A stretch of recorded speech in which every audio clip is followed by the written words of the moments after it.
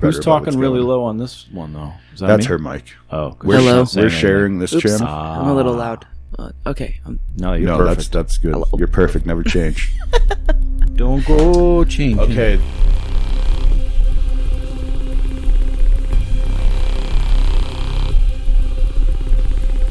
Welcome to the edge of nowhere.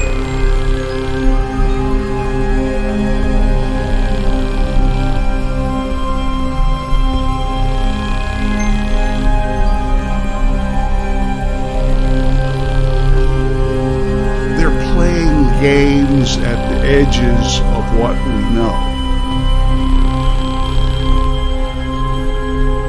Monster Lore Tour Podcast. All right. Hello, everybody, and welcome to this 86th episode of the Monster Lore Tour Paranormal Deep Dives from the Edge of Nowhere podcast. I'm your host, Jeremy Carr, here along with my co-host and the Woodward to my Bernstein. Oh, yeah. Because we're digging into some stories today, aren't we, Moz? Meeting in the parking garage with Hal Mr. Holbrook. Matt Ozero, a.k.a. the Moz. How are we doing today, Moz? No complaints. All right. And Except we are- she's already giggling. You brought a guest I and held she's it giggling. back. Did it? Violet is back for part 2 Strike of the one. interview that we began last time. Rose, unfortunately, was not able to make it yet, but Violet was anxious to come in. We got the Moz in the house, all three of us in the garage, so we were ready to go on a full-bore interview. So in the last episode, Violet, you told us your story of there was an orb at your window. Mhm. There was the big orby plasma being-y kind of thing out in the woods that we went through. If you didn't hear it, jump back one episode and give it a listen. But Moz was absent for that one. That was just me and Violet. So Moz is going to kind of do his own little recap interview with Violet to get us going here and give his spiel on all the lore behind that I didn't do. And then we're going to get into Violet's other stories. So this is going to be an interesting interview today. But I'm going to hand it over to Moz. Take it away, Moz. Yeah, listening to the interview, which was great, by the way, having somebody have such a classic Orb in the Wood story, because you come across them all the time, really exciting. And the connection I wanted to make right away was Jacques Vallée and later Graham Hancock expounded on this. There's this fairy UFO, there's the fairy camp or the UFO camp. Is that ball of light? I know you guys went with angels and plasma beings. I went straight to the plasma. I know beings. you did. I know the way you work. But and he likes his stuff. He gets into his area. But he also said he'd save me some things he knew I would want to talk about as well. But they seem like the same tropes. But the old days, they were these balls that were fairies that would lead you in the woods, and then the newer ones that became more of the UFOs and the aliens that would abduct you.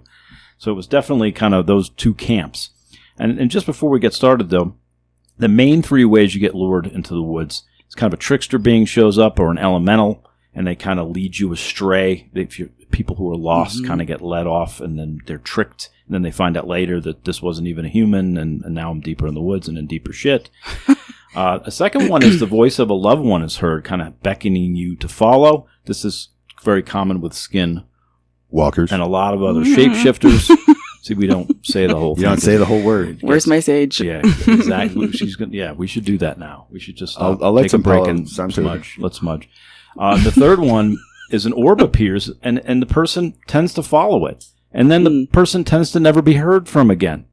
I mean, So you came this close to potentially having this kind of next level experience. Yeah, stepping right up toward the light. and then who knows what would have happened? Well, I want to go through just the basic ones really quick. Sedona has lots of lights. There's often bluish lights seen in our area. That would be pretty. There's the Marfa lights in southwest Texas. They've been around for about 140 years. There's the Japanese Hidoma, or these blue or orange ghost lights. There's the Min Min lights of Australia. And these are like the ones that will kind of stalk travelers or follow you. They're like the Africanized version of the spook light. Okay. except they're not. Except they're in They Australia. attack in swarms. They attack in swarms. Yeah, they will The follow light. you. So those seem to be the most aggressive spook lights out there. Blue Ridge Mountains host these brown mountain lights. In the 90s, I went to Joplin, Missouri, looking for the spook light. There's one along Old Route 66 in that area. And I remember going to kind of look down Spooklight Road to kind of see if I could find one, which I did not. I found a Bud Light, which I promptly drank. Gross. But back in those days, it's the 90s, kids, you're in the 90s in Oklahoma, you're happy to get a... Oh, sure. Well, we were in Missouri, but Oklahoma, it's all relative. It's actually seen more in Oklahoma now. It seems to be moving west. If I recall, it was just in Missouri and Joplin area at that time. It seems to be seen in that whole tri-state area now. Okay. But these are all over the world. And they're tied in with the will-o-wisp thing, too. It's from a Saxon word, fraud or trick. Wisp is kind of means tinder from Sweden. The Saxon word for wile is the trickster part. I think we might have actually mentioned those in the first one. Well, the reason why I'm kind of giggling is because you're mentioning these fairies. So you're mentioning 2 camps, right? Yeah. So more of a fairy camp, also like another camp of like spookiness, trying to lure you in. Yeah. So the first 2 orbs, there was definitely no like telepathic voice connected to it. It was just like they were there. Read it how you want. But a couple of weeks ago, I did go into the forest alone, totally on a whim. Oh, I'm just going to camp out tonight. And so went out, set up a tent as the sun is going down. And I thought I saw a bunch of little lights. And that's the first thought that I had was fairies. Mm-hmm. But there was a telepathic voice attached to those lights where they were like asking if I wanted to play. Ooh. And I got spooked. So those would definitely connect with that theory or that camp of you have them trying to lure you into the forest. And I remember I laid in my tent and I was like, well, I don't know. And then I heard a dog bark, and like the way that the dog barked was like, get out, and so I just, in like 3 minutes, just my tent was in the car and I was like, I'm out of here. So isn't it interesting in both stories you have someone who stopped it? The dog bark snapped you out of it from going after the more fairy There's type. no way I would have walked after those lights. Okay, good. But But with the one that happened on Bill Williams Mountain, you were in a mood. Yes. You were in a mode and you were just wandering off. I definitely was feeling very courageous. I definitely felt like I really want to see what's on the other side of that juniper. Right. Like, F it. I really want to go see. Yeah. But yeah, she called me back, thank goodness. So both of them... Unless it was an angel. I mean, that would have been amazing, but... Well, that was last week. Plasma beings and angels, last week. No, just kidding. But no, I think that the Bane trope for hundreds of years, thousands of years, probably much further, is that there is a light in the woods. Someone goes to follow it. The ones who do it by themselves, they're just people who disappear in the woods. But with you and your friend, the friend would have said she followed a light in the woods and disappeared. She was gone. And they're not supposed to be... Some people say there's not as many of these stories today. I don't believe that. I've actually not heard much of this. Yeah, it's... I mean, there's a lot of orbs. And I mean, we have friends who saw a green orb and kind of walked towards it to see what it was. The real thing is it probably happens primarily to people who are alone. Right. So who's to say? Exactly. Well, I was with my friend. Disappear. Yeah, your friend would have been the one to say. In your case, if you would. One time. Right. The other 2 times I was by myself. But just this last one you were talking about, if you had followed the fairies into the woods and not come back, nobody would have any idea what had happened to you. No, that telepathic voice was so creepy. It was like, do you... I don't even want to repeat it, but it was just, yeah. This is almost foreshadowing for the tree spirits we talk about in the next episode. Yeah. Yeah, I mean, and it was really bizarre because, it was dusk, and earlier in the day, down the road, there was a spot where people could park, and so I was thinking, like, is somebody just, like, messing with me? But it was like, it felt like it was so close, but it was actually pretty far away. It was like 200, 300 yards away, right? It was on the other side of the dirt road. Mm-hmm. And then when I looked at where they were, where the truck was, and then what's bizarre is that I looked, the truck was gone. So whatever person was out, walking around was gone. But yeah, those lights were weird. I didn't like them. And a lot of the spook lights tend to be debunked, and people have gone out for like the Marfa lights and some of the other ones and come to the conclusion that it was distant headlights through the desert. I the Bill Williams Mountain one, I know I've been on that mountain. There's only one road that goes back, east of Williams south, and there's only 40 that goes through there. There's a lot more. There's a lot more roads. So roads. Okay, so there's this old guy that was working at the school, and he came from a family of loggers. So there's logging and roads everywhere. It was our last day of work. Did I just say what I think I said? Oh, anyway, moving on. Anyway, he comes from a family of loggers, and so it was our last day of work, and so we wanted to go explore, and he's like, well, I've spent so much time in those woods, take this road, take it to another road, and some of the local people... And these are dirt roads. They're all dirt roads, yeah, like there's no way you're gonna get in there in a sedan. But we were not along the 40. I get it, though. If you think it's lights, like, okay, so you just triggered for me a memory. I had stuffed it away. So my family has spent a lot of time in Sedona. My aunt loved going to Sedona, and my mom and dad have timeshares. So before I moved out here to Flagstaff, we went on a family trip. I think it was for my brother's wedding, and they got a condo in Sedona. And I remember sitting in the spa, and it was late at night. This has to be 11 years ago? So I'm in the spa, and I remember there's other people around, and I saw this glow of a light behind the junipers, but the road is really close. Mm-hmm. So I thought, gosh, that must have been headlights. Yeah. So it's just the way that they appear, I guess. Like the fairy ones, it was weird. It was like the tips of fiber optics. Yeah. Teeny tiny little orbs, and they were swirling, and it was so fast, and I was like, oh my gosh. Kidding me? All right. But I didn't want to, I had no desire to go after them. But to be clear, what you described doesn't sound like headlights at all to me. Your story. No. Oh gosh, no. And that's what I thought with the one outside my window, because I live relatively close to one of the main roads in Flag. And so that was one of my first thoughts. Either that or it was the street lamps were on. Mm-hmm. The connection to spookiness, though, I had always heard that the orbs of light or something great, you want to see orbs of light, they're spiritual beings.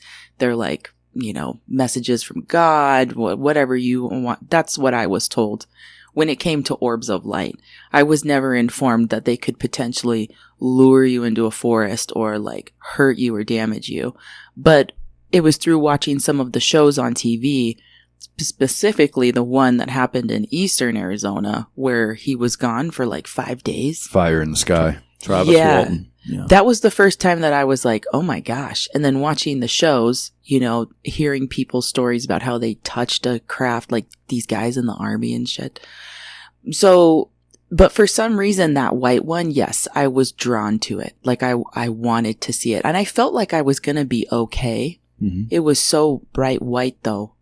It does seem to be that based on we find the mindset, it has a lot to say about the experience. That if you are in a darker mood, maybe something darker might happen. Maybe you have a say in this as far as you're bringing what your own mental state is to the situation. But the first one who named the will-o-wisp, or this Welsh poet guy in the 1300s, he called it the corpse candle. Jeez. Yeah. So there's a connection to ghosts, connection to death. Maybe that's what he was seeing, right? So he's just letting people know that that's another one that's out there, right? Right. They're like little soul sparks kind of thing. Yeah. I mean, there's Lantern Man or Puck in England, and there's different ones that will lure. Today, you're right, though. It's more spiritual. There's something that it missed. The whole owl UFO thing with Mike Clellan seemed to have this whole people on edge of kind of a mystical experience and a kind of a crisis of spirituality. Something good could come from all of this, potentially. Although everybody who talks about it, from Rosemary Ellen Guiley to Mike Clellan and the rest, say that there's too much darkness to just ignore that their experience and the people that write them, there's certainly this sinister, malevolent element, potentially. But today, you're right. I mean, Sedona, it's all about spirituality and these blue orbs and but if you follow one in Sedona, you could fall off a spire pretty easily. I mean, yeah. Yeah. It's those are deadly trails. I've been on a number of them, and they're pretty harrowing at times. Yeah, and since retelling the story, like now I've started, like when I go for a walk, like I take a sprig of juniper, because like I think that, and then I went to a conference last year where there was a native guy talking about protections, and he was giving stories, and he mentioned how juniper can be like used in place of sage, like just as well. And, I kind of didn't really think anything of it, and I didn't really make the connection, but really that juniper tree was like a measure of protection from that light. Wasn't there two stories with juniper orbs? No. Just the one? Just that but one. What about that the was spa? the white that was one. not a juniper? The spa, well, yeah, I mean, that was in Sedona. That was like such a golden light, and it was really, I think that was a headlight though. Because, we've stayed at that location more than one time, and there's a lot of winding streets that go around it and behind it. The thing that still, I guess, to me is strange is I never saw any red lights of the tail lights. Yeah. And car lights are usually more of a white Not glow. a gold, correct. And it was in a section of the condo area in the morning. I remember like, well, what exactly does that landscape look like? Because it was like the first night that I had stayed there, and it was like you had the spa, and then it dropped off to like a little gully, and there wasn't really a road, super close anywhere.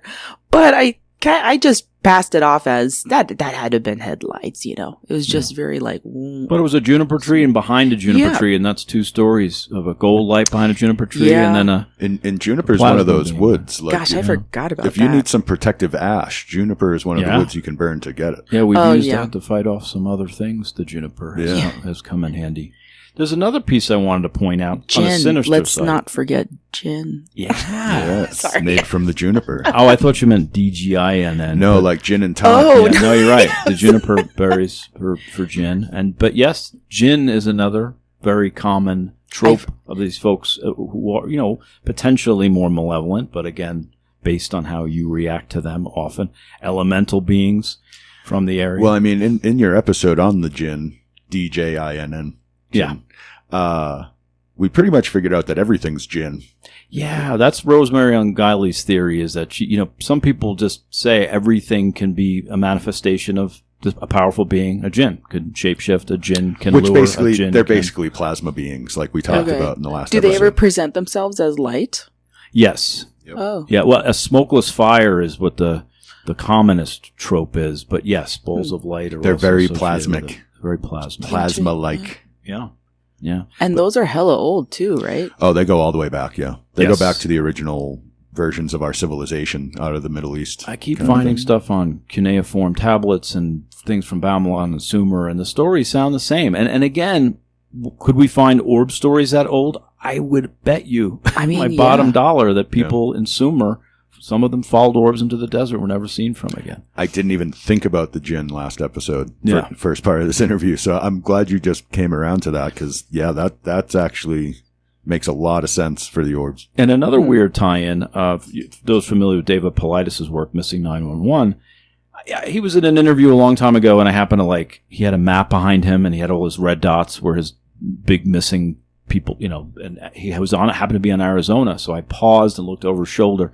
The biggest circle I saw in Arizona that I could see, and again, he didn't present the map, I'm just spying on him over his shoulder, was Flagstaff. And it was a big red dot. And so it could have reached to Williams for sure. It was a big red dot. And that Ponderosa Pines, forest. I didn't know that so many people went missing. And again, that's actually shocking. The easiest place to get lost is a juniper forest. Yeah. As soon as you walk into those trees, you can't see anything but the trees around you. There's no, seeing landmarks to guide yourself by. You can't see the sky enough to see where the sun really is. You bring your dog into the juniper forest, you're spending the whole time just looking for your dog, because one tree away and you can't see that they're there. People get lost there all the time. There's stories of people following game trails through the junipers and then walking off again the edge of those spires. Yeah. What? People followed the game trails, found a game trail, not a real trail that just goes right. Well, no, you're just Well, in this then- juniper. You're basically bushwhacking, and all of a sudden you're stepping off the end of a spire. Oh and my then gosh. the deer went down that tiny little rock ledge Yeah. that they know about, and you, Yeah. you go to You step just took one down more and, step. and, Yeah. and there's nothing there That really. is, Yeah. oh, that's scary. I want Yeah. to stay away from the juniper You forest. got to know what you're doing hiking in Arizona. We hope by the time you're done with this interview, you'll never go outdoors again. That's our goal. That's what we bring to this. Just stay inside and listen to Stay the inside. podcast. Close the curtains. Stay inside, listen Light to a the candle, podcast. burn some sage. Oh listen my to us. god! I feel like that's a fast track ticket to insanity. You know? I'm just going to keep this But Palo Santo. before we If I move couldn't ever go outside again, oh my god! But before we move on to the next stuff, I do want to bring it back to two camps. We got the UFOs and the fairy ring. hmm If you follow those fairies, some say you're there forever, especially if you eat the food. Some say you're there for 7 years and then you're returned. And that's the tropes from the old days. The UFO, obviously, you're abducted. And, that's usually doesn't end well, or you can be returned, you might not be. But Valet and Hancock, making those arguments of these are the same things, people just perceiving it differently based on the time frames. But here you are, and you've had what seems to have a flavoring of a fairy one and a flavoring of a UFO one. Yeah, And both of them in different ways were beckoning you. You were more beckoning the second one in Bill Williams Mountain. The first one with the fairies, they were beckoning you, and you're like, nope. But you both had those times where, the dog broke, that you weren't going to follow him, but that was the cue to get out. Your yeah. friend, you went right to the threshold of following these orbs, it seems like. Because the way you tell a story was, you really did follow it for a ways. You were away from her. Well, no. So we're camping, right? So, like, let's say that this garage is like our camping space. Let's say like where one of the first cars is probably where the juniper is, Mhm. and then like where the street is basically where the dirt road is But to get in or out. But you seemed mesmerized. You were I almost was. following this thing. And you're absolutely right. I was in a mental state of like, I was just really sad. Like, I mean, I was happy for a lot of things, but then there were some other things that I was really sad about, like Mhm. really sad.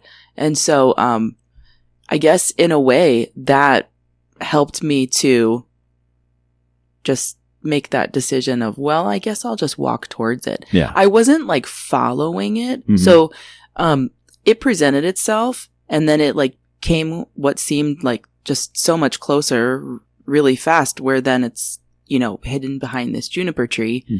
So then I just walked about 6 feet, maybe Okay. 10 feet Okay. towards it, Mhm. where like the juniper is blocking it. I can't actually see the sphere, but I can see the glow. And it's interesting too, because the line of the shadow, Mhm. that was like, that part was burned into my memory. And you knew that was the threshold. That's you step over that. So there was a show that I watched a couple years ago. I think it was on Secrets of You Know What Ranch. Mhm. And they had an indigenous man on there. And I remember, was talking about something that in their folklore that you're not supposed to walk into the light, because they were talking about a specific section in that land Mhm. where there were trees. And he was like, I can't walk past this shadow. Right, I remember that. Yeah. You watched that I watched episode? the whole Oh my episode. God, I mean, the freak- whole series. And they have yeah. new episodes and I can't watch it. Yeah. I want to go. I want to go back to free TV. No, so I couldn't. So I think that was kind of subconsciously in the back of my mind. I remember that because, and what's trippy is that the picture in my mind, I think I'm going to try to paint this scene at some point. The shadow, the angle of the shadow the light was definitely coming from the west. Mhm.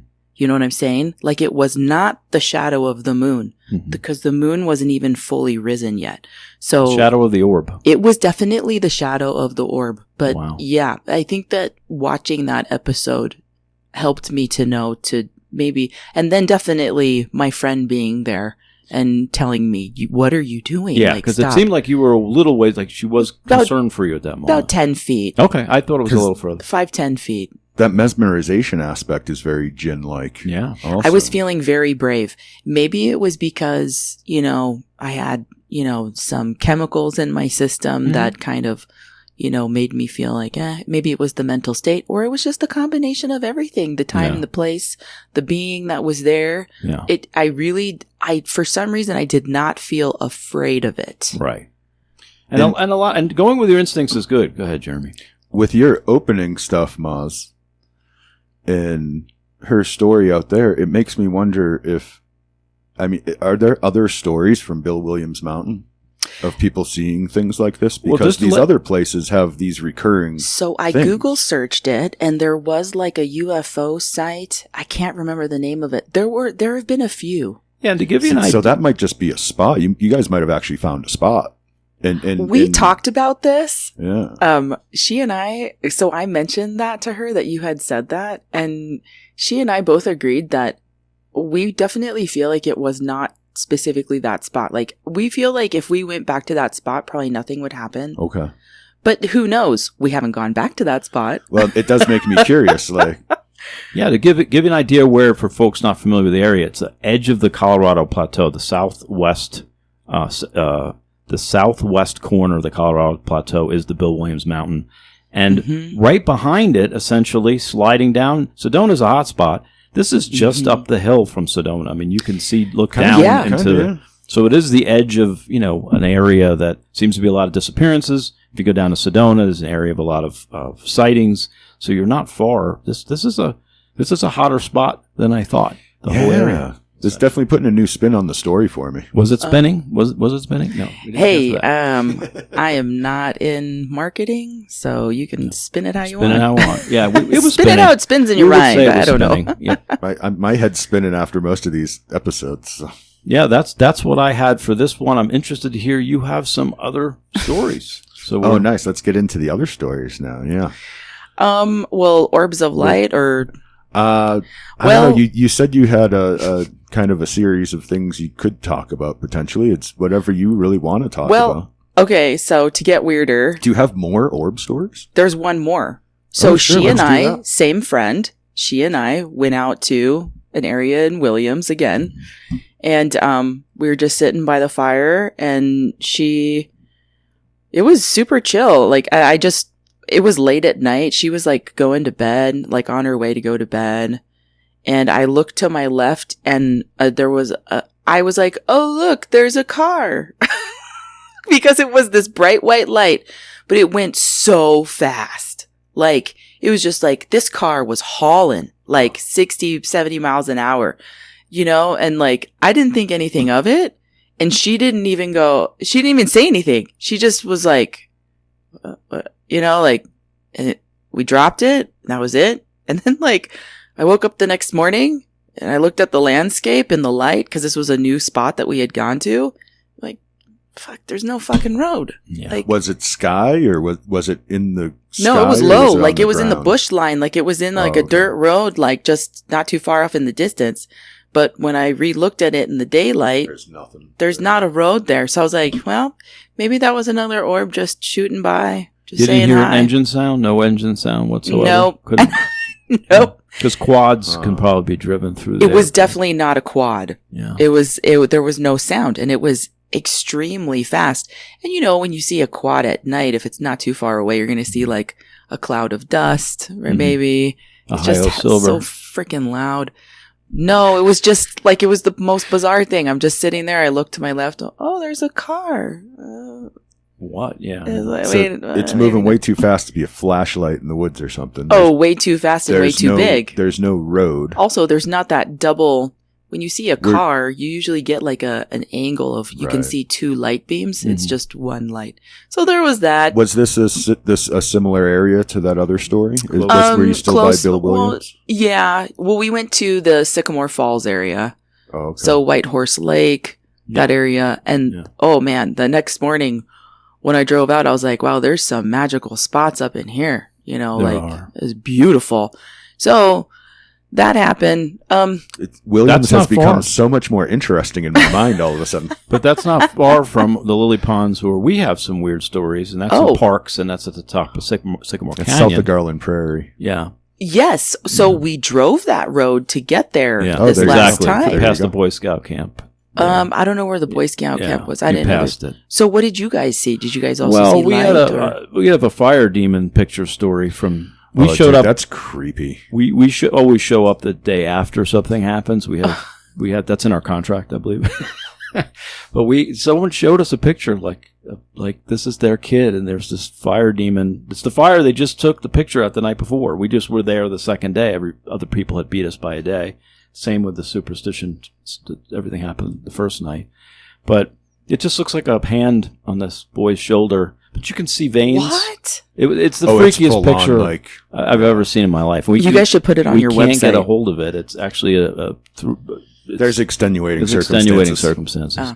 But yeah, it would have been nice. Legalities. But yeah, it's a very magical little place that we camp, and it's a little spooky in its own way. So it's definitely. I've always got a good feeling from it, but there's definitely I woke magical, fairy-ish kind of feeling to it. Only real life stuff has ever freaked me out. The lily ponds. I woke up in my hammock one morning and rolled up, and took 5 steps over to the trail, and there was fresh cougar prints in the mud. Yeah. Oh, jeez. Yeah. Like a cougar definitely went right by my hammock while I was sleeping that night. And it's the start of Sycamore Canyon, so I can believe they're hanging around. Yeah, there. for sure. And total watering hole. Total watering hole. There's coyotes there all the time. And it's a really cool camping spot, but you got to be aware that like all the wildlife come through there. Sheep. Yeah. We had 100 sheep come through. It's so funny when it comes here. I actually, that's funny. I have a funny story about it. Yeah, you got to watch the sheep. They're They're an invasive species in Arizona. Yep. They'll get you.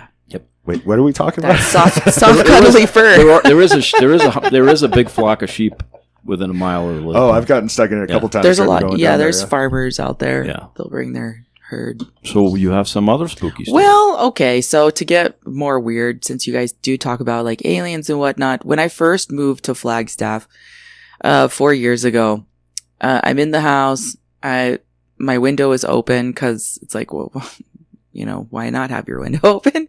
It's Flagstaff. So it's kind of a bizarre story. It's not like I saw them or anything, but I think that I was visited by some aliens who knew exactly who I was, maybe, or were like had a track on me or something.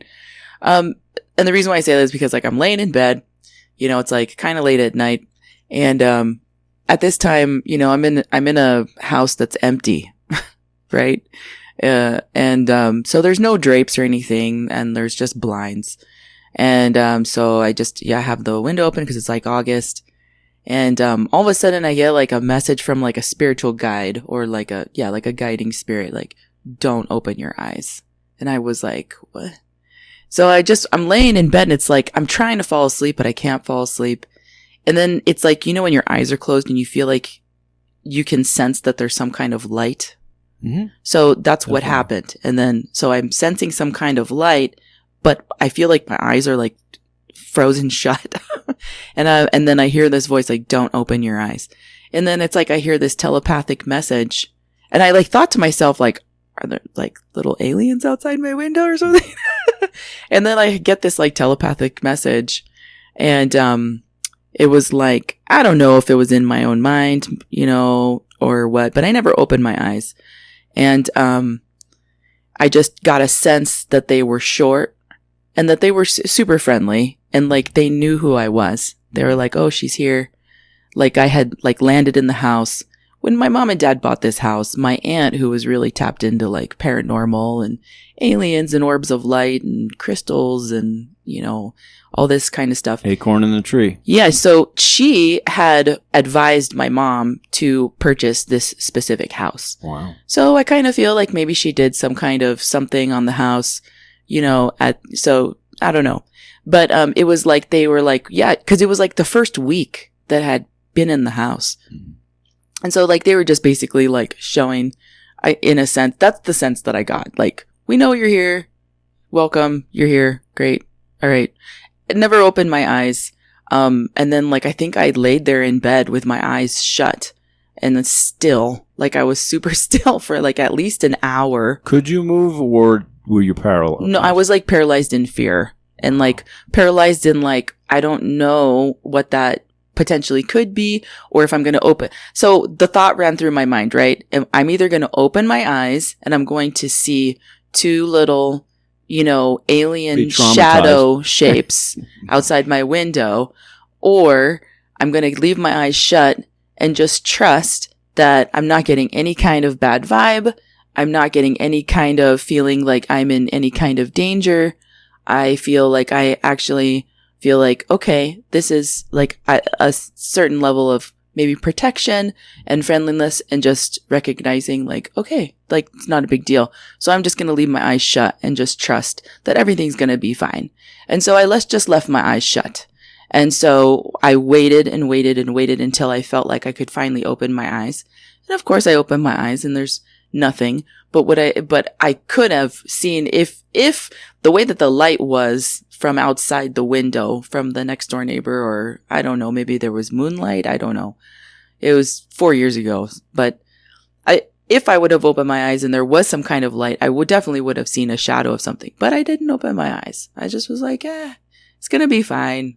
It's not that big of a deal. But there was two parts of you. One part of you was really scared, and the other part was really like, they don't mean any harm. It's going to be fine. Yeah, absolutely. Because it's like, well, I don't even know if is this all in my own mind? Am I like losing my mind? But there's been times where I have heard, very specific sounds. So I've had auditory empath experiences of maybe channeling or just hearing what needs to be heard. I don't really know. Usually I'll do some kind of prayer to clear that energy. It doesn't happen often. But yeah, I mean, I just kind of chopped it up to like, well, all right, cool. I mean, like, what am I going to do? Honestly, I'm a human being.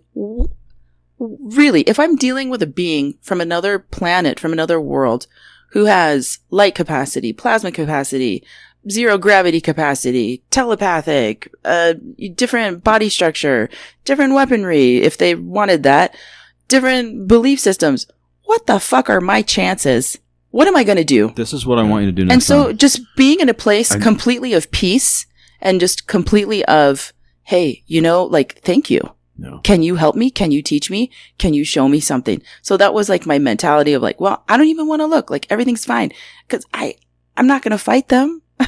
But you can pull up the sheets. That's what I do. Do you have a sense of how long it lasted? And like, if they were doing did you sense anything being done to you? No, nothing. Absolutely nothing at all. They were just outside the window, just basically the sense, if this in fact was a real thing that happened and it's not a complete figment of my imagination, what they were doing is they were just showing themselves. You're here in Flagstaff. We recognize you. You're here. We know you're here. You're fine. You're safe. We're good. Everything is fine. That might just be the mountain welcoming you home in a place Maybe. like this. I mean, Flagstaff's got a certain energy to it. Although I do have Yaqui roots. So there is that. Yes. There you go. So on my grandmother's side, they're Yaqui from her mom and her mom's mom. So yes, I do have that roots. I never put it together. I didn't even know I even had that ancestry until I was in my 30s. Well. Like my family didn't talk about it. So yes, maybe it was a welcoming home of like, who knows? That definitely gives new potential to the story because it's very kind of textbook alien abduction kind of things you were going through there. Except if you didn't lose any time and you didn't feel any sense of motion. No. Or anything being done to you. No. That makes you actually a little different because usually there's other things that come along with that kind of paralysis and telepathic messaging. No, actually, if anything, I felt like, oh, good. Oh, cool. That puts a new spin on All it right. for me. Made a little contact. All right, cool. There's something about this place. There's a lot of energy in this land. Oh, for sure. And if you have that ancestry, and I think we discussed it in part one of this interview, that I think you have a little bit of a manifestation energy in you. So maybe that was a thing. You were just like connecting with the place, or I should almost say the place was connecting with you. Well, and what's interesting is that after that happened, I felt a sense of like safety. I felt a sense of like, gosh, this is great. Like, I like it here, I guess. Like, that's cool. This place won't let you leave. I came to Flagstaff thinking I'd spend a couple of years here, and I just hit 16 years this month in this. It is a place that I think like if you're happy here and you're doing good, and it's definitely a place that a lot of people I know like won't leave, or people that I do know who have left, they've come back. Yeah, I've seen that a lot. Mm-hmm. Yeah. Well, we talked about when we started before the mics were on talked about how everything seems to overlap and all these things overlap. We also talked about the person's mindset at the onset kind of dictates how the whole scenario goes. You were in the mood, okay, cool. But had you gotten frightened, potentially this would have turned to a darker thing. Because again, it follows a lot of the tropes of hypnagogic, falling asleep, a presence in the room, a light in the room, small beings. This can be, again, fairies or UFOs or demons. There's the old hag thing where the demon crawls up on your chest and you suffocates you, or at least that's the impression you get. Follows all the dream paralysis stuff. But again, your mindset was good. You had that open mind. You have those Yaqui roots. Everything was just a checkout and a cool. But again, if they didn't like you, if you weren't supposed to be there, if you showed fear, maybe these experiences become very different. I've had the other end of those experiences. I've had good ones and I've had bad ones along that hypnagogic kind of dream paralysis. I had a very bad one when I was very young. Yeah. And I think that because I woke up the whole house. Yeah. It was bad. Yeah. And I think that ever since then, and I think that that's why my mom might have started taking me to my aunt, because it was right around the time when my aunt was starting to transition into more like healing work. And it was a way to get me to be able to sleep through the night, because I was the type of, I have experienced those really bad ones. See, there's a lot of people that don't have those options. You know, they grow up, they're experiencing these things. I put myself in that camp, not knowing anyone and turning to Carlos Castaneda books for answers, which isn't necessarily the best idea. But I think, you know, we need people to realize. This is why I always talk to Jeremy about we should have a hotline for you're having this problem, you call this, you have this problem, you call this, because people don't know that a lot of other people go through these things, and your mindset and your connections and how you handle it is and there's things that you can do beyond medication, right? There's things that you can think beyond, like, I'm freaking crazy. Right. Like, you can have someone come in and clear the energy in the space in the room. You can do prayers. You can do, like, meditations to try to, remedy the situation so that whatever this being is or this energy is, it finds its place, or, there's a way to move it along so that it doesn't ruin your life. Right. Right. And I feel like it is, not that I feel like, I know it is an entirely different category than a psychotic disorder, schizophrenia. They can overlap. People with those things can have these same experiences. But generally, there's a ton of people who are quote-unquote normal, don't have any other problems, but at night, at sleep, or these experiences, and then they get scared, and then it exacerbates, and there's more problems. And it's such a thing, right? Yeah. It's such a thing. Like, I'm not a parent, but how many parents are like, night terrors, bad dreams, right? It's like, it happens. It's a real thing. So, but yeah, I mean, talk about being lucky growing up, and being in that household and having that option. And what's bizarre is that my aunt was a secretary. Yeah. And then it was just like, all of a sudden one day she's like, I'm changing my life. I need to go do all this. And it was right around the time. Yeah. It was right around the time when I was having night terrors. It was really bad. I wonder if she's got a story for us, Ma. Yeah. Your aunt probably, I wonder if she had like some kind of experience that got her into that. Oh, so many. Flip the switch. So many. I mean, I'd love to talk to her. She's in an alternate dimension now. She's, roaming the universe. She passed away like 6 or 7 years ago. And that was the thing that she told me before she died, that she just wanted her ashes to be buried under a tree. And there's some family in Nogales that they buried her ashes under a tree. But she told me, she goes, my ashes are going to be there, but my spirit's just going to be flying around the universe. Nice. And she's come to visit me like maybe 1 time or 2 times. But she doesn't, the last message I got from her is that she's not really worried about me anymore. Like, you got this, girl. And she's just kind of doing her own thing. Like, I feel like, she's just out there. I'm kind of looking forward to that myself. Yeah. To be out in the universe? Oh, yeah. There are times I'm ready to send him there. Yeah.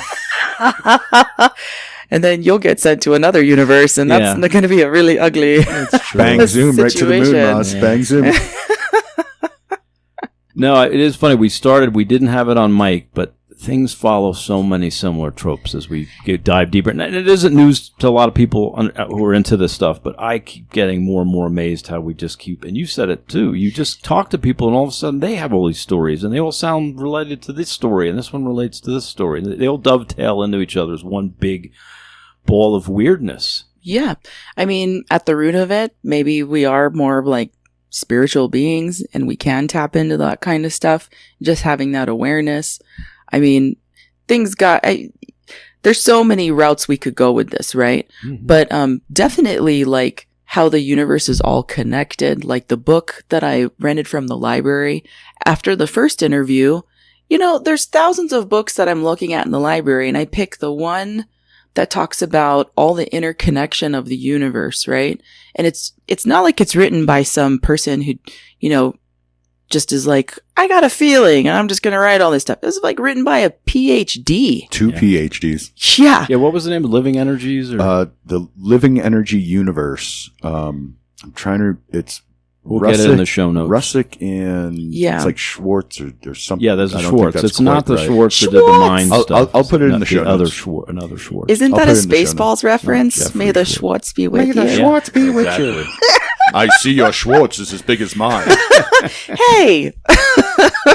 It's Schwartz or nothing. I don't know. My Schwartz are short. He wears short shorts. If you dare wear short shorts, ne'er for short. Oh my God, that commercial. Flashback to the 80s. Yep. Wow, we know how to tangent in this interview, don't we? We do. I keep forgetting what we're talking about. We tangent. We're talking about Pizza the Hut ordering out for you. That's as long as it's vegan, I'm down. All right. So, would you connect? I'm going to ask Moz a question.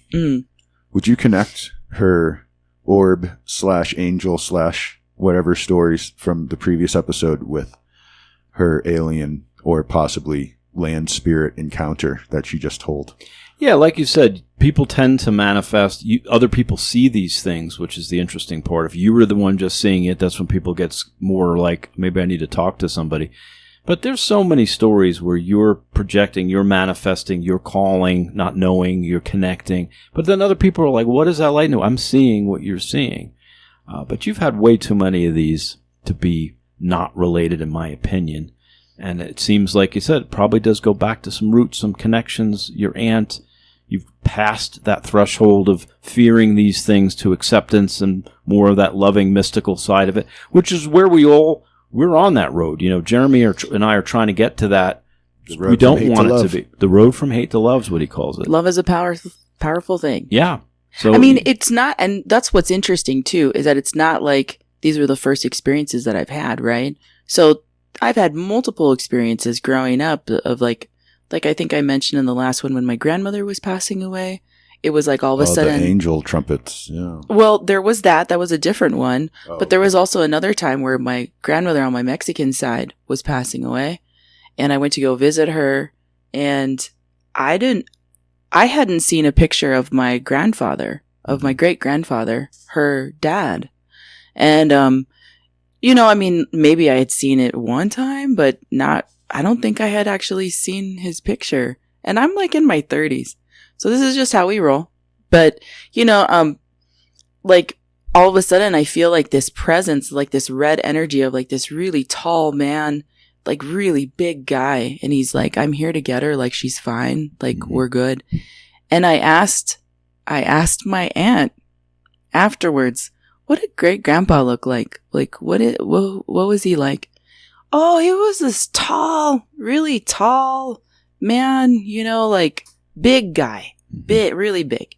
And then they showed me a picture. I was like, oh, okay. So he was coming through.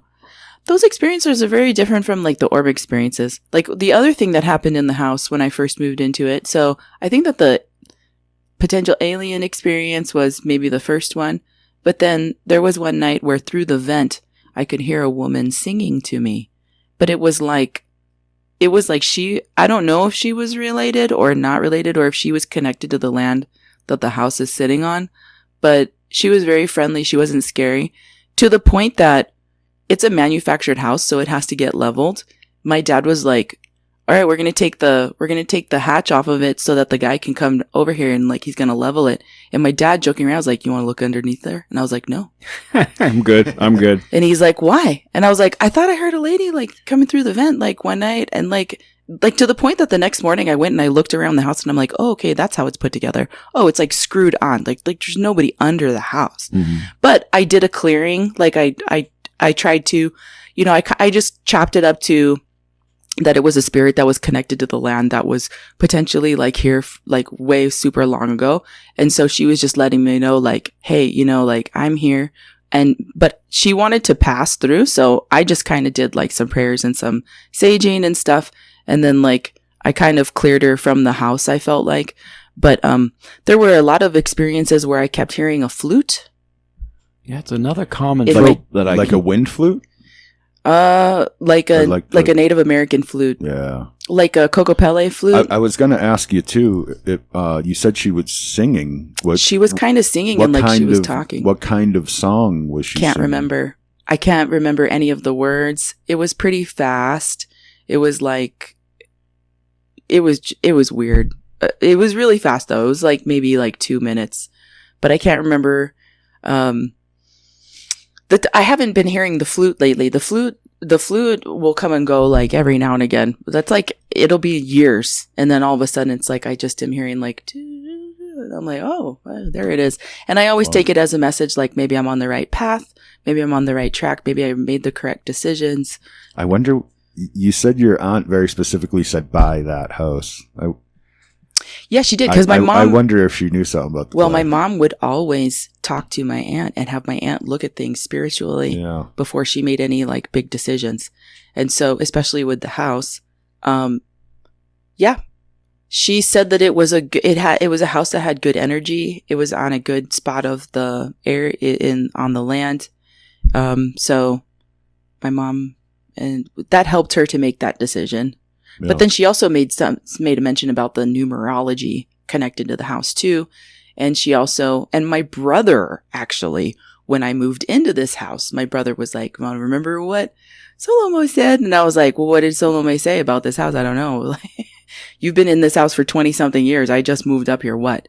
And he was like, well, the numerology on the house, the house can either, the house will either consume you or you will consume the house. Wow. And I was like, what? And he's like, yes. Back to Jabba the Hutt. I mean, Pizza the Hut. Is that? Yeah, the pizza will consume you? Ordering now for you. The pizza's going to order out for you. Hey, that would be a sick ass pizza. I have to say the flute and the whistling keep coming in. I pour over a lot of old folklore, and not just Kokopelli, but Pan, but other tricksters were always playing flutes. And it is kind of really tied into these strange kind of betwixt and between scenarios, which ties to the whistling, which is sometimes more the darker. But you had someone in your cab who said it was the whistling was, what was the exact phrase? The whistling and humming and things like that is the language of the first world, which is the dark world where all the badness lives. We are now in the fourth world. We've been working our way up. So the whistling might be more associated with skin.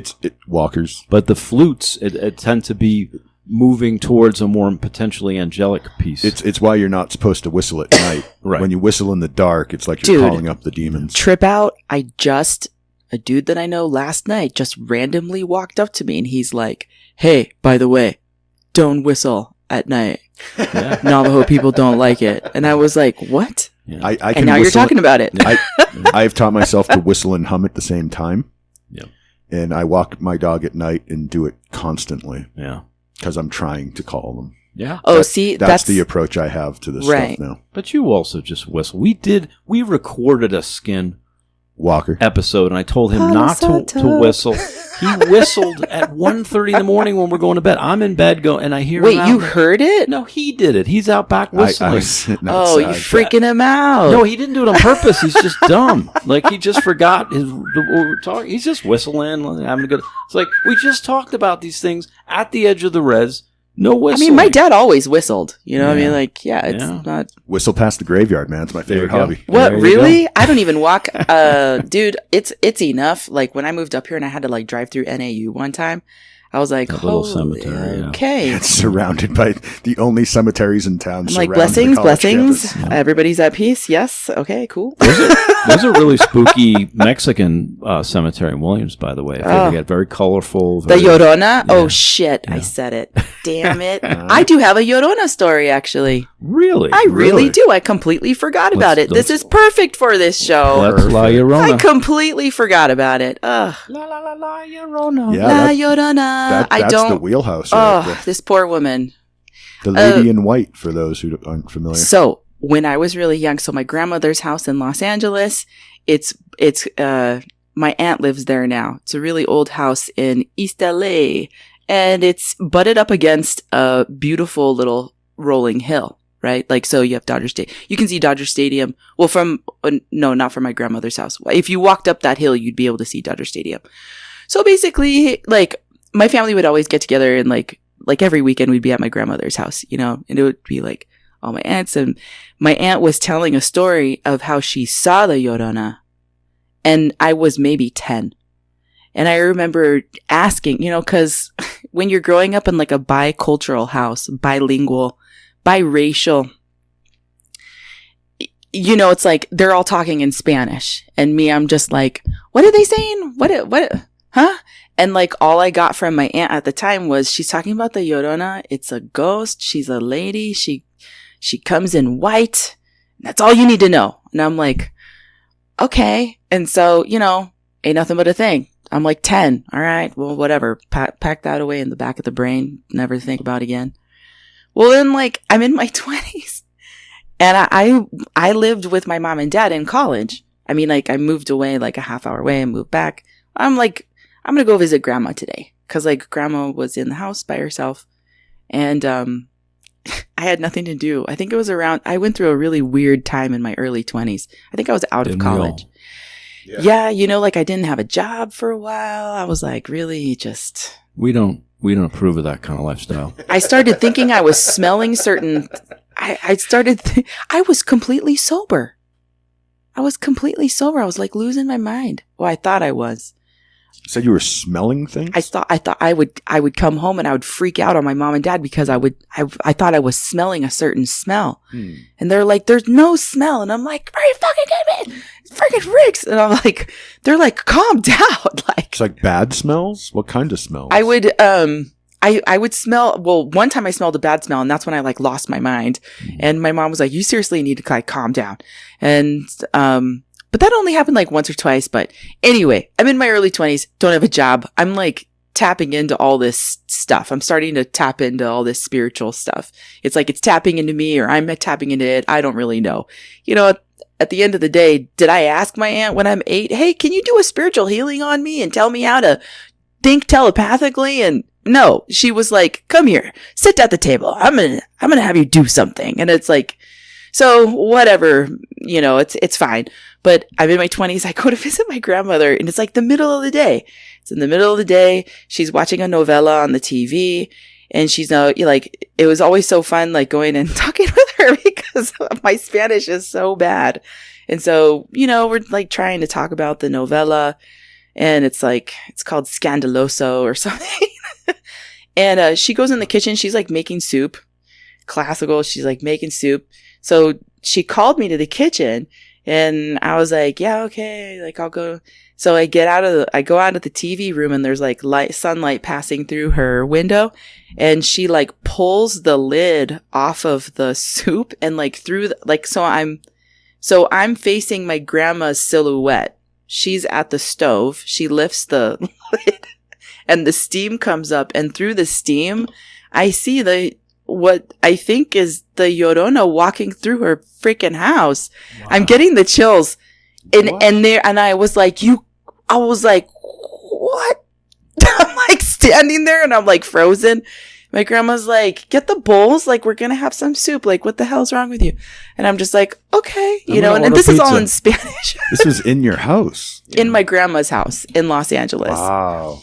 So, so, you know, my grandma was like, come on, we're going to eat, whatever. So we eat. And of course, because of the language barrier, it's not like I'm going to be like, Grandma, veo like un espiritual. Like, I don't even know how to say it in Spanish, right? So, we're hanging out, whatever. I go home and kind of forget about it. And then I think I asked my dad or my aunt, like, what exactly does the Llorona look like? Like, I think I saw something in Grandma's kitchen.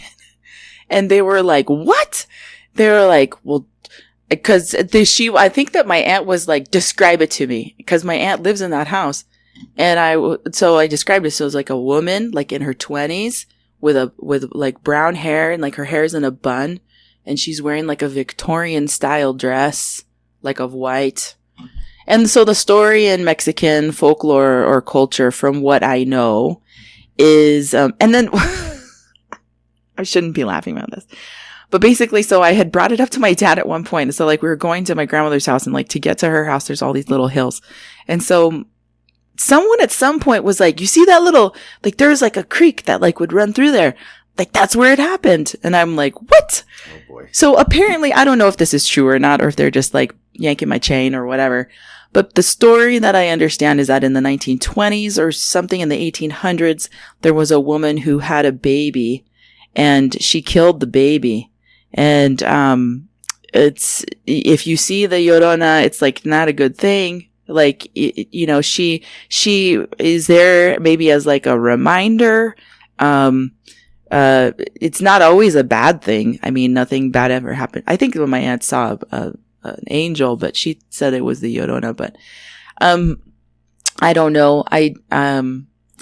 That's it. That's all I have. I'm sure Moz has some thoughts on the lady in white here. Well, I'd just like to expand upon all the tropes again, how it gets so bizarro. But Llorona, it is a global story in a way. Is it? I mean, yes, it's very Latino, and there's that big connection where that's supposed to be where it originated, but there's variations of that all through those cultures, all through those countries, and beyond. The crying woman. The crying woman, yeah. yes, You because find she a lot killed of her. variations Yeah, of so that. Yes. she's always searching for her kids Her again. baby, yes, And, that's part of the story too. Yeah, she looked all sad. You know, I was like, oh shit. But I also wanted to say the clairaudience part. I had a family member. We're learning more as this goes on that we have a being of power in my own midst. And she was like, yeah, Aunt such and such, she's more clairaudient. Like, she does it through smell. That's how her connection to the spirit world. So that is that's a road, you know, so that you may, when you have those smells, maybe you need to be aware of them, that is something maybe trying to get your attention potentially, and that you have that, maybe not only that ability. The way it was said in my family is that's all she's like, that's her main claim to fame. Like, she can smell someone's cigar, you know, grandpa's cigar kind of thing. Oh, right. Like, that's the connection to the spirit world that's strongest with her, is that clairaudience part. And the other, you know, back to I think back then my brain was just so fucked up. Like, I was an athlete in college and I played soccer, and I don't want to think about how many times my head got hit. How many times, like, I don't even want to think about how much brain damage I was dealing with in my early 20s. We weren't going to say anything, but we've noticed. I do want to say from, you know, my end a lot of things concussions. Here, that's all I'm going to say. all of your sensory input runs through the same part of your brain, except for the sense of smell. It has its own part of your brain. Oh, really? So yeah, so the smell thing is interesting to me because it's literally tapping into a different part of your brain than any other sense, like hearing or touch or anything else. Which part of the brain is that? I can't remember. There's neuropsych, so I should know this. Yeah, it's the olfactory, but it's not that's not the part of the brain. No, it's I just read it recently again, but I can't give you the real science. I think it's more closer to the hippocampus and the limbic system, where other things are more, the Wernicke Broca, which is language, and some of the other senses are higher order. This is kind of a lower, more basal. If I'm remembering correctly. Yeah, it's more lizard brainy, I think. Lizard brainy. Oh, so now I'm a lizard. Yes. Let's talk about the reptoids. We have to talk about the reptoids. I have not experienced that. All I'm going to say about the Llorona is that I basically chopped it up to just a lesson in empathy. You know, just like, just being totally empathetic to people. Like, maybe she didn't know what she was doing. Who knows? But and if you want to drown a baby, maybe don't. Well, apparently there were issues or something. She had a specific reason. Yes, she did. I think that it was like the family didn't like the guy, or what was it? He left her or cheated on her. She lost her mind. Lost her mind. She had a moment because something terrible happened, and it was the man doing something, and she lost it for a moment, and she was immediately regretted it, and then was doomed to kind of hunt for the children for eternity, kind of. Yeah. So I offered her just like a lot of like peace and love, and that hopefully she can. Look, she got the right attitude there. Well, yeah. I mean, I don't want them attaching. No. You know what I'm saying? No. Like, and then just really like that would be horrible. Yeah. Like that would be a lot of work to try to get rid of that. Correct. That's what you said. You said that at the beginning of this thing. You're worried about you're worried about some of these things, and to some degree, I am, because I've been there, and I don't want to open up things again. I am in a different place, so hopefully, I can be a little closer to your approach, so that I don't get myself into trouble. But this has been a weird few years that have talking to people about this. Well, stuff. when you think about it, even if you're thinking about like a spiritual being, that they're stuck in a paradox, right? They're stuck in like this energetic phase, or they're what do they call it? What does the church call it? You have heaven, hell, and then what's the middle? Limbo. What's the middle part? Yeah. Perdition. No, that's the road to hell. Yeah. Limbo. Yeah. Well, either way, right? Like, does any person really want to be in pain and torment? Probably not, right? Does any spiritual being want to be stuck in like this alternate dimension of like constantly crying all night? No. So at the end of the day, the way that I look at it is that like, if I can offer these beings or these energies some kind of peace or reprieve, right, from their pain, because that's the ultimate goal, right? Is to be pain-free and like just cruising the universe, having a great time, or wherever that is that they're supposed to go. I think that when you're talking about like true, like really like monsters though, that's a whole other level, because you're talking about like a spiritual energetic being. It could be negative, yeah. That has like negative intent. Yeah, right. Like, that's bizarre to me. Yeah. Like, they have definitely some really unfinished business that like just has to get resolved, right? Or they're just like a truly malevolent energy. Like, I think that that's different. But definitely that's why I was saying, putting layers of protection. Like, that's something that my aunt would always, every single time. It was like, anytime that you're going to open these doors to these alternate realities, to these energies, to these spirits, you have to protect yourself, because there is good, there is bad, and you don't want, and she would tell me this, you don't want the bad stuff attaching, demons and stuff like that. There was a dude that I knew when I was living in Oahu, and he liked demons. Mm. And I remember being at his apartment, and I thought I saw one on the refrigerator, and I'm like, geez, he's like calling them in, like he's welcoming them in. And he doesn't do the dishes. That's 0 for 2 in my book. Well, I didn't live with him. It's a Dirk Gently fridge. It's got demons in it. No, he was just a friend. But at the end of the day, I was like, gosh, I can't attach to this because it's just too... it's dark. It's dark, right? Yeah. But I don't know. I prefer to go to the light and the love and the peace and the empathy and... And there you go. That's the duality of man, right? We all have the potential as humans to go into the light or into the darkness. But then you have, but you have some people that are using the dark to get to the darker, right? And then it's like, whoa, that's doing a lot. We are the kind real of demonology stuff. We are kind of exploring the dark, and that's kind of where that's what we're trying to do with a sense of caution. I think the stories you tell, though, even when you run into those darker malevolent, it doesn't hurt to have the same mindset. I think there's a like a Buddhist version story of like the hungry ghosts were attacking, so the guy decided to feed the hungry ghosts. So no matter what you kind of come across, maybe is that how they got started in their culture, to leave food out? Yeah, I think a lot of that is these elementals demand demand something from the land, and then there's other things where it's just if I'm here to help you, just like you had that feeling with Llorona. I think that's a better way to go than a lot of other ways you might have handled it. Absolutely. I mean, making peace with those spiritual beings. I mean, I feel like I finally made peace with one of my grandma's sister.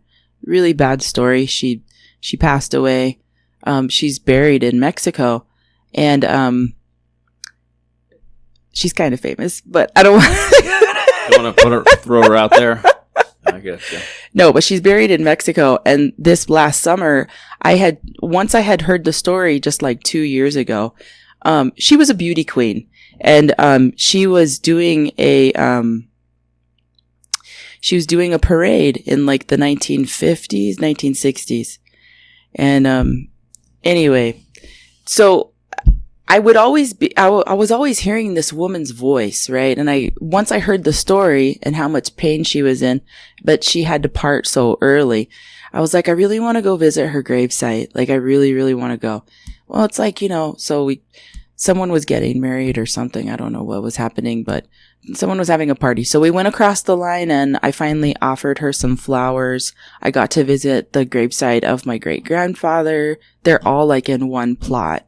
And, and then I've noticed since I did that last year, like, because when I heard the story about her, finally after like 40 something years, I was like, I wonder if that's the woman's voice that I'm always hearing in the vent. What about that? I mean, that's the one I was thinking of, was the vent lady, because you said she sung. Yeah, for some reason I thought that lady was like Navajo, but I don't know. Okay. That's where my mind went, and back to your vent. But it's definitely minimized. Like, I offered her flowers, and I was just like, I just hope that your, soul is at peace, and I'm so sorry for what had happened. And it's definitely has minimized since last summer. So doing those things, I think that there's a lot of validity to it, especially if you have something that's just constantly like nagging at you, right? It's either a voice or a smell or, things are not going right.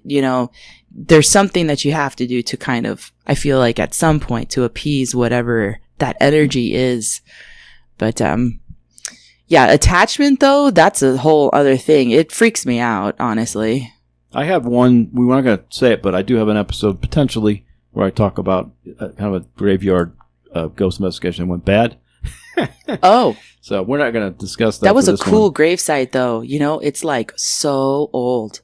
And like the headstones, like it was just so old. I think they just found something from Jim Morrison's. But then we heard a gunshot. We heard a couple gunshots, and we were like, "Okay, time to go." Yikes! Yeah. Gunshots in the graveyard. I have one last question. Back to an older trope with the trumpets that you heard. The sky trumpets is a trope. I know what you described doesn't really sound like that, but people have described hearing things in the sky, these loud trumpets all over, and it ties into the Bible and the 7 trumpets of angels and Revelations. But there's all these other people hearing, whether it's plate tectonics or atmospheric things or what. Yours seemed more like just you got the veil parted and you heard beautiful music behind the veil. It was awesome. But was it trumpety? I don't... It was trumpety. It was like I was in the middle in the pit of an orchestra. Like a trumpet. It was definite. I mean, there wasn't drums. There wasn't bass. It was trumpets. Wow. Everybody loves a good horn section. Yeah, but again, that does time with the Bible, with angels, with Revelation, with signs. What people hear sky trumpets all the time. I was just saying, the reason I get so whacked is because all the trope, everything you say seems like related to something else, Yeah, it's weird, because like I store a lot of this stuff into my brain. I don't talk about it. Yeah. Like I completely forgot about those lights in Sedona. Completely forgot about that Yodona ghost story. Yeah.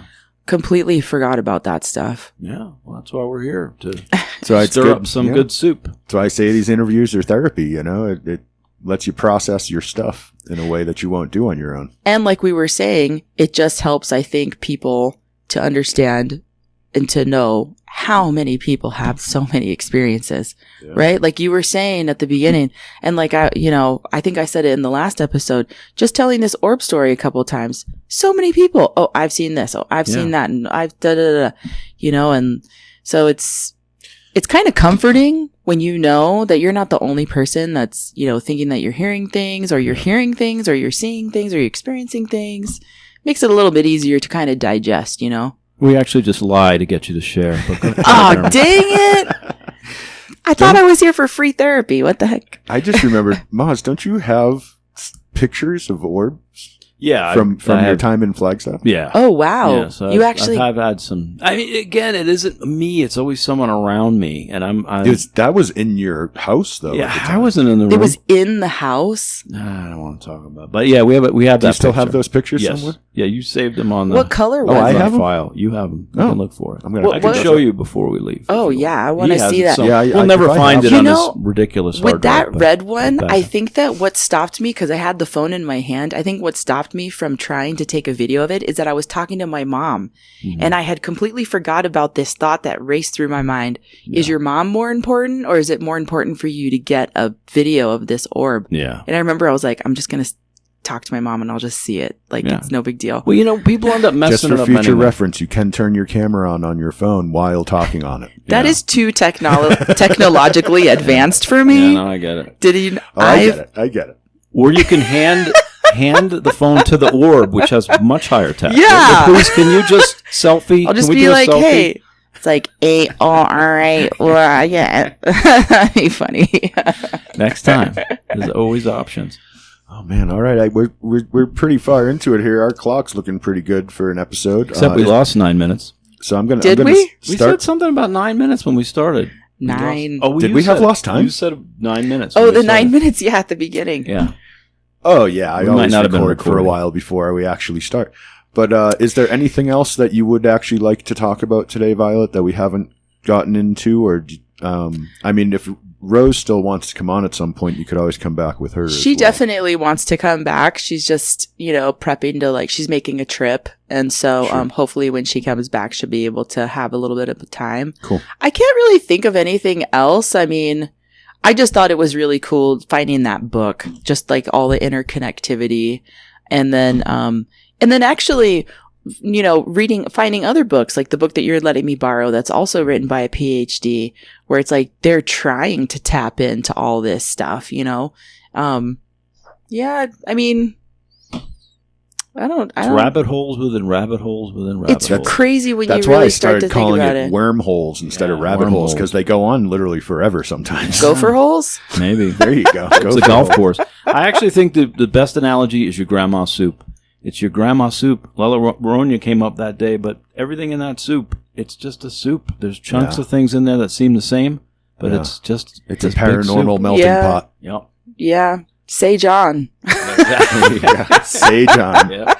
Perfect. Let's end it on that. That's perfect. So if you like what you heard, please take a second to hit all the happy little fun buttons, whatever platform you're on before you go. The likes and subscribes, maybe share with a friend. If you have a second extra, leave a rating and review. Always helps. You can find us on YouTube. Our early episodes are remastered on YouTube with better audio, which helps especially with our first handful of episodes. We are on Patreon. You can join for just $1 a month, patreon.com/monsterlore-tour. We will be back as soon as we can with, actually, we have our next episode lined up. It's MOZ's Tree Monsters. Oh, my goodness. And The I end did is tease near. it earlier. Dude, wait a second. Actually, I She has just... a There tree it is. monster story. There we go. No, Drop the it's not present. mine. It's not mine. It's from a show. I just watched a show about the tree monsters in Alaska. Nice. Oh. We might have to do a follow-up based on that at guess some so. point. They're there. But so They're catch us out next there. time. Hit that auto download so you never miss a stop with the Monster Lore Tour. And you got anything to add or subvert before we go, Mons? No, I want to hear about these Alaskan tree monsters. Apparently. off mic. We'll go look Oh, it yeah. up. Maybe we'll bring it back around onto an episode here sometime soon. But until next time, to all our fellow paranerdalists out there, have a good one.